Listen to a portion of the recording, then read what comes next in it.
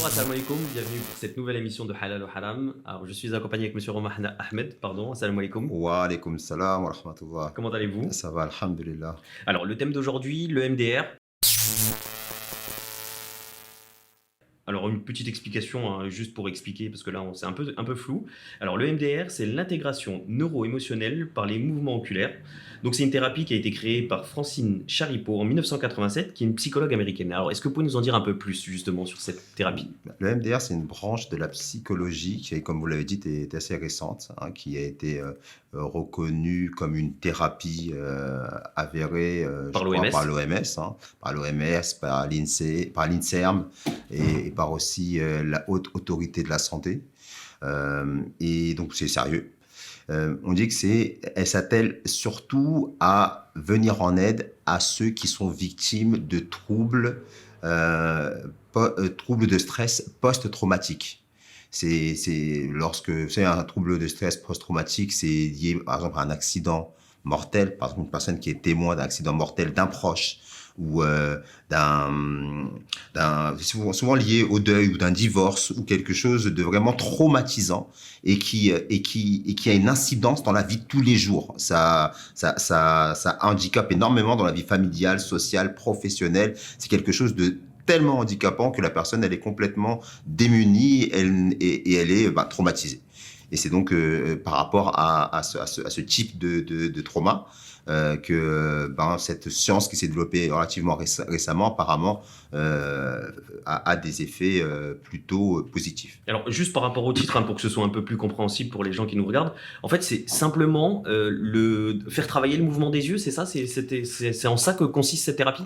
En fait, c'est un travail de psychologue, hein, c'est un travail de psychologue ou de psychiatre, en tout cas d'un thérapeute qui va s'efforcer d'accompagner le patient de manière à faire sortir en lui des moments de sa vie qui ont été traumatisants et par le biais justement de cette technique va s'efforcer de les sortir et de les évacuer.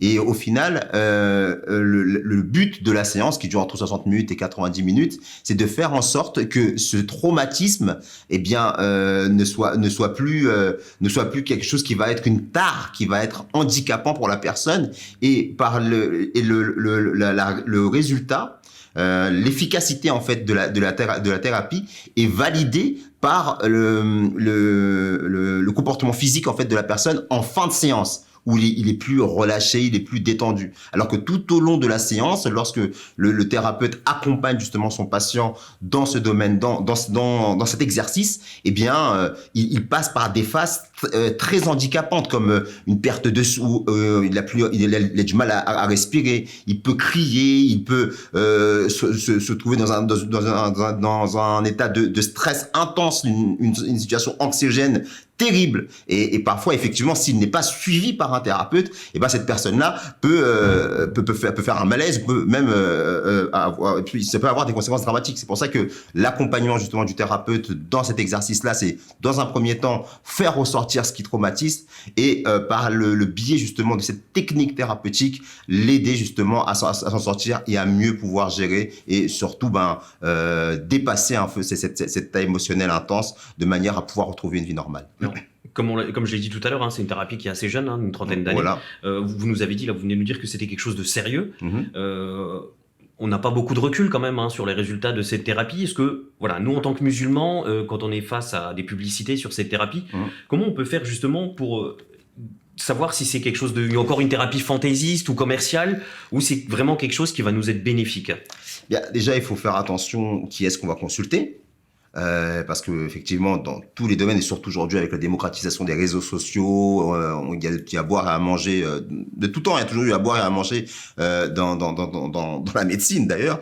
Mais justement pour prévenir le charlatanisme, les médecins ont mis des règles et de manière à ce que tout et n'importe quoi ne soit pas fait. Donc il faut bien faire attention de consulter des personnes qui sont agréés pour le fait, qu'ils ont autorité pour le faire, parce que c'est des psychiatres, des psychologues, c'est des professions qui sont reconnues, qui sont reconnues d'utilité publique. On fait des études pour pouvoir le devenir. C'est pas le premier venu qui peut venir et vous faire ce travail-là. Il faut déjà avoir un bagage psychiatrique et psychologique pour pouvoir justement, comme je l'ai dit, c'est une branche de la psychologie ou une branche de la psychiatrie. Donc là-dessus, c'est pour ça qu'il faut faire très attention qui on va consulter. Par exemple, sur Internet, sur YouTube, des fois, il y a des personnes qui proposent de faire la thérapie EMDR directement en ligne, avec des personnes qui une espèce de tuto. Donc là, clairement, on n'est pas dans quelque chose de sérieux, parce que comme je vous l'ai dit, dans le cadre de cette pratique, de cet exercice,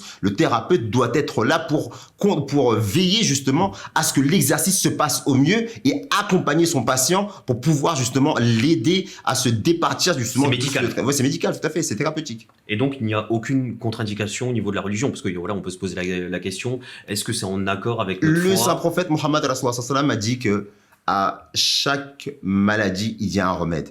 Et malheureusement, c'est vrai que dans le monde musulman, et pas en islam, parce que l'islam est une religion en rapport avec la nature humaine, mais il y a cette tendance à penser que les maladies mentales ne sont pas réelles, alors que c'est une réalité. Des gens qui souffrent de stress post-traumatique, des gens qui ont vécu des traumatismes liés par exemple au terrorisme, ou même par rapport à la pandémie qu'on connaît là actuellement, entre confinement, reconfinement, tous les chiffres de personnes qui sont morts à cause de cette maladie, toute la situation anxiogène, notamment au niveau sanitaire, mais aussi au niveau de la situation internationale, au niveau des crises sociales, tous les problèmes, les calamités qu'on a vécu ces derniers temps, eh bien, font en sorte que ça crée du stress, ça crée de l'anxiété, ça crée de la douleur, ça crée parce qu'il y a aussi des cas tragiques, comme des pertes de proches, pertes d'emploi, et tous ces phénomènes réels du quotidien influent sur l'homme, non seulement physiquement, mais aussi mentalement. Alors, et donc, dans tout ce marasme, en fait, on va dire, dans tout ce chaos, on va dire, à la fois social et mental, des fois l'homme il n'y arrive pas et il a besoin d'une aide externe, et c'est là que la psychologie ou la psychiatrie peut jouer son rôle. Alors là, justement, vous dites qu'il a besoin d'une aide externe, pardon. Mais est-ce que aussi ça veut pas aussi démontrer, ou est-ce que ça démontre pas justement qu'il y a peut-être une perte de foi, une perte du moins un affaiblissement de la taqwa chez les gens, qui justement du coup qui cherchent dans des nouvelles thérapies, qui cherchent sur internet comment soigner telle et telle maladie. Est-ce que justement il n'y a pas aussi, alors forcément il y a les vraies maladies, mais est-ce qu'il n'y a pas aussi une perte de foi chez les gens du coup qui essayent de se guérir autrement? Là je vous ai parlé de cas précis, des personnes qui sont face au malheur, face au tragique. Vous pouvez bien sûr avoir une foi immense, comme la foi des prophètes qui justement, de par leur foi, arrivent à surmonter cela. Mais les gens du commun, parfois, c'est très difficile. C'est très difficile. Même le prophète de Dieu, Mohammed Rasulullah, à un moment donné, il y avait une rupture dans la communication entre lui et Allah, qui est repris dans la sourate Wad-Duha, et où Allah, il s'adresse à lui, il dit, ton Seigneur ne t'a ni abandonné, ni n'est-il mécontent de toi. Donc, où même un prophète peut arriver à une période de doute. Mais lui, il est dans la révélation continuelle avec Allah, où c'est Allah lui-même qui fait son éducation. Maintenant, nous, les communs, le commun des gens, même les prophètes, par rapport aux maladies, par exemple, par rapport aux maladies physiques, ils vont aller voir un médecin, parce que c'est le médecin lié à son corps. Et par rapport aux maladies mentales, eh ben, on doit aller voir un médecin qui convient, qui a trait à ce phénomène. C'est pour ça, encore une fois, comme je vous l'ai dit au tout début, le saint prophète sallallahu alayhi wa sallam nous a enseigné qu'à chaque maladie, il y a un remède. De même que vous avez un cancer, ce que je ne souhaite pas, vous allez voir un médecin qui a une batterie d'un corps médical qui va venir, qui va tout faire pour vous aider à vous sortir de là. Eh bien, pareillement, les maladies mentales, ce sont une réalité, et surtout dans l'époque où on vit, où il y a énormément de phénomènes qui n'existaient pas par le passé, où il y a de nouveaux problèmes qui sont soulevés et qui créent une situation de plus en plus anxiogène. Eh bien, parfois, l'homme, il peut pas. Il a beau être croyant ou pas, mais parfois, c'est plus fort que lui. Donc, il a besoin justement. Et ça veut pas dire que la prière, la foi ne joue pas son rôle. C'est que, au contraire, c'est dans sa prière que Allah subhanahu wa ta'ala peut le guider vers les solutions adaptées pour le guérir de son mal. Et en cela, il agit véritablement comme un croyant parce qu'il prie et Allah lui dit effectivement, il y a ce type de thérapie que tu peux utiliser, mais avec la prière,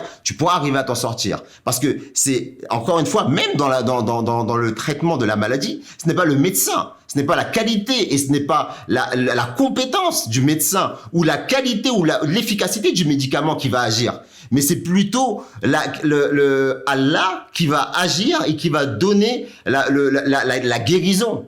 Mais pour cela, il demande qu'on utilise des moyens. C'est bien, il faut dire, c'est un point subtil qu'il faut bien comprendre. On utilise les moyens, mais on ne place pas confiance aux moyens. On utilise tous les moyens que Allah a mis à notre disposition pour trouver la solution à notre problème, mais en fin de compte, on place notre confiance sur le Très-Haut pour que lui nous guérisse de ce mal. Écoutez, merci beaucoup, très intéressant, et à très bientôt, Inch'Allah. Salam alaikum. Jazakumullah.